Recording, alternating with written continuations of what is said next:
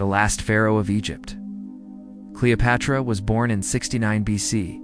She was born at the city of Alexandria, located in the northeastern part of Egypt. Her mother was Cleopatra VII, who was an Egyptian queen of Macedonian descent. Her father was Ptolemy XIII, who was the last pharaoh of the Ptolemaic kingdom of Egypt. He belonged to the Greek dynasty of the Ptolemies, which ruled over Egypt after the death of Alexander the Great. Ptolemy's forefathers had been appointed as governors over Egypt by Alexander himself. After Alexander's death, they declared themselves pharaohs. Now, Cleopatra was not the first child of her parents. She had an older sister named Bernice IV. The family tree of the Ptolemaic rulers is very confusing. There were multiple siblings who all married each other, so that the bloodline of the Ptolemaic dynasty would remain pure. So just to make matters simple, Cleopatra had two sisters named Arsinoe and Bernice. These two sisters had the same father as Cleopatra, but their mother was a different woman. Cleopatra also had an older brother named Ptolemy, who was the heir apparent to the throne. This made Cleopatra the second in line for the throne, behind her older brother. Cleopatra received a typical education for an Egyptian princess. This means that she learned many languages, including Egyptian, Greek, and Hebrew. She was also taught about religion, science, and philosophy.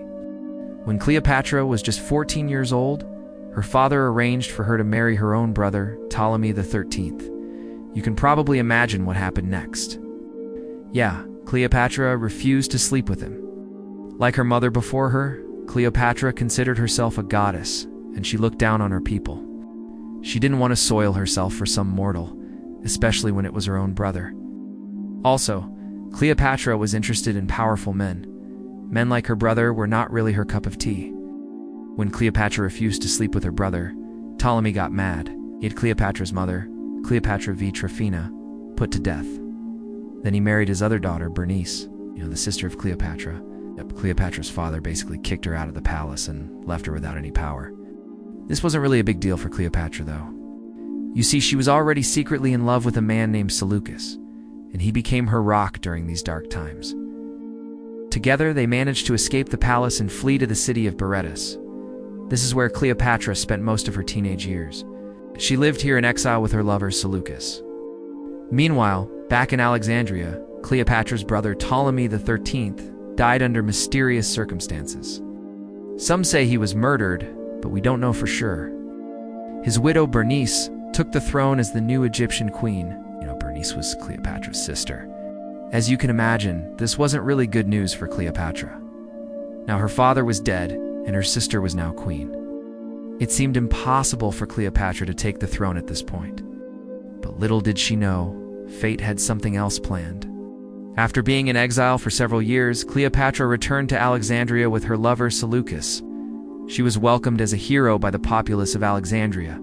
They wanted her to become the new queen. In fact, there was even a secret society formed by Alexandrian youths, who called themselves the Breath of the West. Their goal was to help Cleopatra get the throne. Meanwhile, Cleopatra's sister, Bernice, had no idea that her half-sister was back in town. She continued to rule over Egypt alongside her young son Ptolemy XV. One day, Bernice went to the temple of the goddess Hathor, and she decided to sacrifice a cow to her. But when Bernice approached the altar with the cow, the animal suddenly charged at her and killed her. This was obviously an accident, but Bernice blamed Cleopatra for this. You see, Bernice knew that Cleopatra had returned to Alexandria, and she was looking for an excuse to get rid of her. Bernice thought that the people of Alexandria loved Cleopatra, and if they found out that she had murdered her, they would turn on her in an instant. So instead, she pinned the blame on Cleopatra. She told everyone that Cleopatra had bewitched the cow and used magic to kill her. But with the help of her son Ptolemy XV, Bernice began to persecute anyone who supported Cleopatra. People were beaten and put to death simply for showing their support towards Cleopatra. This is when Cleopatra's lover Seleucus took matters into his own hands. He led a group of royal guards into the palace and attacked Ptolemy XV. He managed to take the king hostage. But unfortunately, Seleucus was killed during the attack. This didn't stop Cleopatra, though. She had her supporters attack Bernice in her palace. Bernice's son, Ptolemy XV, tried to defend his mother, but he was forced to flee the city. Bernice was beheaded right in front of her son, thus ending her miserable life. With her main rival out of the picture, Cleopatra took the throne and married her lover, Ptolemy XV. They ruled together as co-rulers of Egypt. At this point, you might think that Cleopatra finally got the happy ending that she deserved. But this couldn't be further from the truth. Her relationship with Ptolemy XV was far from ideal. He was a weak ruler who often left the work to Cleopatra. Moreover, he was just 10 years old when he took the throne, and he didn't really know what he was doing. To make matters worse, Ptolemy XV hated Cleopatra because he believed that she had murdered his mother. As I mentioned earlier, Cleopatra was a very ambitious woman. She had dreams of expanding her empire and restoring the former glory of Egypt. But she couldn't do this while sharing the throne with a weak and resentful king. So she had Ptolemy XV put to death, and she took the throne as the sole ruler of Egypt. She became the last active pharaoh of ancient Egypt. Just like her mother and her father before her, Cleopatra kept the title of New Kingdom Pharaoh for the duration of her reign. She was the first Egyptian ruler to hold both titles simultaneously. Now that Cleopatra was the sole ruler of Egypt, she could finally start working on her dream projects. One of these projects was the construction of a new city. She named the city Alexandria in honor of her old flame, Seleucus, who helped her get the throne. The city of Alexandria became one of the largest cities in the entire known world. It was a center of trade and culture and attracted people from all over the world. Cleopatra also founded several new libraries and schools in Alexandria. She wanted to make her city a center of learning. But sadly, Cleopatra's legacy would be tarnished forever because of one man. Meet Roman general Pompey the Great. When Rome came to conquer Egypt, Pompey was the general in charge of this mission. Let me tell you, he didn't waste any time in making Alexandria his own. You see, when Pompey arrived in Alexandria, he demanded that Cleopatra give him 30 talents of gold. She refused, so he seized control of her palace and began plundering it. He stole everything he could get his hands on, including the sacred bar off the doors of the Temple of Ammon. This didn't make Cleopatra very happy, so she plotted to get him killed. Unfortunately for her, her plan was leaked, and Pompey was able to escape. But this wouldn't be the end of it. Pompey took control of the coastal fortress of Rhacotis, which was close to Alexandria. From there, he began to attack ships coming in and out of Alexandria.